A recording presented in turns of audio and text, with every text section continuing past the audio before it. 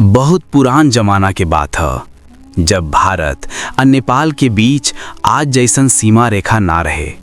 धर्म, संस्कृति और शिव भक्ति दोनों देश के लोगन के एक के सूत्र में बांधे रहे।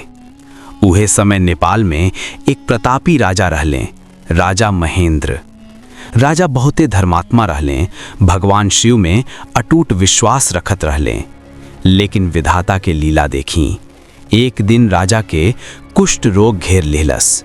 देह में घाव, मन में पीड़ा आ आत्मा में डर समा गईल।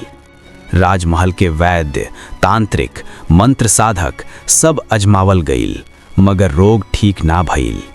राजा टूट गईले। तब उ मन ही मन कहले, अब त बस महादेव ही सहारा बाड़े। राजा दिन रात ओम नमः शिवाय के जप करे लागले। कठोर तपस्या भइल। एक अनहरिया रात राजा के स्वप्न आवेला। स्वप्न में धुआं, उजास और डमरू के नाद के बीच भगवान शिव प्रकट हो जाले। महादेव कहेलन, हे राजन, भारत भूमि में सिसवन प्रखंड के महेंद्र नाव के गांव बा।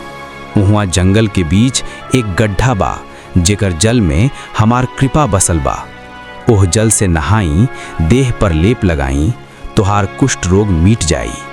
रोग से मुक्त भइला पर ओही जगह हमार मंदिर बनवाई आ ओह धाम के तोहार नाम से प्रसिद्ध कराई।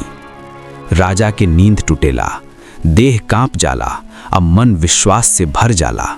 महादेव के आज्ञा पाकर राजा महेंद्र साधु संतन संग यात्रा करत करत महेंद्र गांव पहुँचेलन।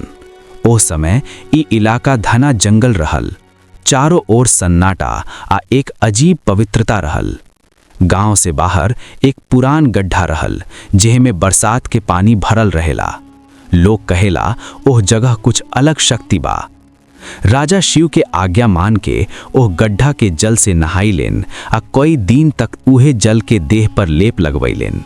दिन बीतल, फिर दूसरा, फिर तीसरा आ धीरे धीरे राजा के घाव सूख जाए लगल। कुछ ही समय में कुष्ठ रोग पूरा तरह से खत्म हो गईल।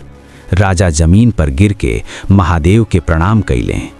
राजा कहलेन, हे महादेव, ई जगह अब खाली हमार उद्धार के नाही, बल्कि जन जन के आस्था बने। तब राजा महेंद्र ओ छोट गड्ढा के 52 बीघा में विशाल तालाब बनवैले। तालाब के किनारे भगवान शिव के भव्य मंदिर बनवैले। महादेव के आज्ञा से ओह धाम के नाम रखल गईल महेंद्रनाथ धाम। दोनों संस्कृति के संगम। मंदिर आ तालाब बनावे में भारत आ नेपाल दोनों देश के कारीगर जुटल रहेले। मंत्र भारत के, भाव नेपाल के, आ शक्ति महादेव के। ऐसे महेंद्रनाथ धाम दोनों संस्कृति के एकता के प्रतीक बन गईल। आजो महेंद्र गांव में स्थित